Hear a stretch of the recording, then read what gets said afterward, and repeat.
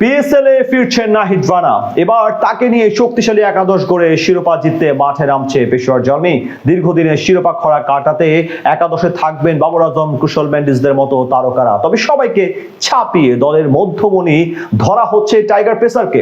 তাকে নিয়ে বিশেষ পরিকল্পনা করেছে টিম ম্যানেজমেন্ট।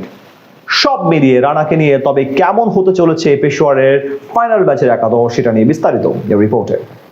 কথা ছিল বিশ্রামে থাকবেন, তাই ওয়ানডে সিরিজের পর নাহিদ রানাকে পাকিস্তানে পিএসএল খেলতে পাঠায়নি বিসিবি। তবে তাকে পেতে সাথে সাথে উঠে পড়ে লাগে পেশোয়ার জালমি। শেষে সোজা বাংলাদেশ ক্রিকেট বোর্ডের প্রেসিডেন্ট তামিম ইকবালের কাছে অনুরোধ করেন ফ্র্যাঞ্চাইজির কর্ণধার জাবেদ আফ্রিদি। অন্তত এক ম্যাচ অর্থাৎ ফাইনালের জন্য হলো নাহিদ রানাকে দলে চায় তারা। নিজের পুরনো ফ্র্যাঞ্চাইজি মালিকের অনুরোধে অবশ্য ফেলে দিতে পারেনি তামিম, তাই নতুন করে ফাইনালের জন্য পাকিস্তান যাওয়ার ছাড়পত্র দিল বিসিবি। এবার নাহিদ রানাকে নিয়ে সাজানোর পরিকল্পনা করছে পেশোয়ার জালমি। সবশেষ কয়েক আসরে শক্তিশালী দল গড়লেও তেমন ভাবে সুবিধা করতে পারছিল না ফ্র্যাঞ্চাইজিটি। কিন্তু এবারের আসরে নাহিদের দুর্দান্ত পারফরমেন্সের উপর ভর করে এই টুর্নামেন্টের ইতিবাচক শুরুর দেখা পায় হলুদ জার্সিধারীরা।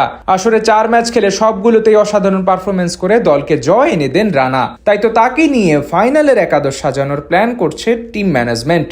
এই ম্যাচে তাদের ওপেনার হিসেবে থাকবেন ফর্মের তুঙ্গে থাকা অধিনায়ক বাবর আজম এবং মোহাম্মদ হারিস। গেল এক সপ্তাহে 2 বার সেঞ্চুরির দেখা পেয়েছেন বাবর। আসর জুড়ে দুরন্ত সময় পার করছেন এই ব্যাটার, তাই ফাইনালে ক্যাপ্টেন্সির পাশাপাশি তাকে রাখতে হবে বড় ভূমিকা।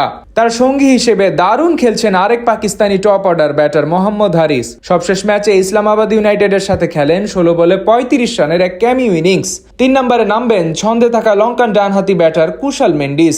আসরে এখন অব্দি 10 ম্যাচে প্রায় 170 স্ট্রাইক রেট এবং 60 গড়ে 541 রান করেছেন এই শ্রীলঙ্কান ব্যাটার। ফাইনালে তার উপরে অনেকখানি নির্ভর করবে পেশোয়ারের সাফল্য। তার ব্যাটিং প্রতিপক্ষের সাথে গড়ে দিতে পারে বড় পার্থক্য।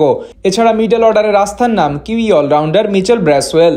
স্পিন বোলিং এর পাশাপাশি ব্যাটিংটাও ভালোই পারেন তিনি। টুর্নামেন্টে 10 ম্যাচে প্রায় 180 স্ট্রাইক রেটে 186 রান করার পাশাপাশি বল হাতে শিকার করেছেন 5 উইকেট। তাই ফাইনালে তার অলরাউন্ডিং পারফরমেন্স প্রয়োজন ফ্র্যাঞ্চাইজিটির। তাদের সাথে অভিজ্ঞ ইফতেখার আহমেদও এক্স ফ্যাক্টর হতে পারেন এই ম্যাচে। পেস বোলিং অলরাউন্ডার হিসেবে একাদশে থাকতে পারেন অ্যারন হার্ডি। 2 বিভাগে তিনিও আছেন দারুণ ছন্দে। এছাড়া আব্দুল সামাদ, খুরাম শেহজাদদের দেখা যেতে পারে ফাইনালের একাদশে।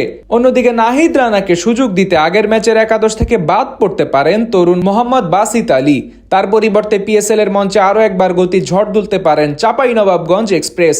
প্রথম ধাপে আসরে 4 ম্যাচে 7 উইকেট শিকার করেছেন মাত্র 5.42 ইকোনমি রেট এবং 10 বোলিং গড়ে। পেশোয়ার জালমিকে টেবিলের টপে ওঠার ভিত মূলত গড়ে দিয়ে এসেছেন রানা। এবার তার কাছে সুযোগ তাদের ফাইনাল জিতিয়ে দীর্ঘদিন পর শিরোপা উপহার দেয়ার, যার জন্য অপেক্ষায় সকলে। আগামী 3 তারিখ অনুষ্ঠিত হবে 11তম পিএসএল ফাইনাল।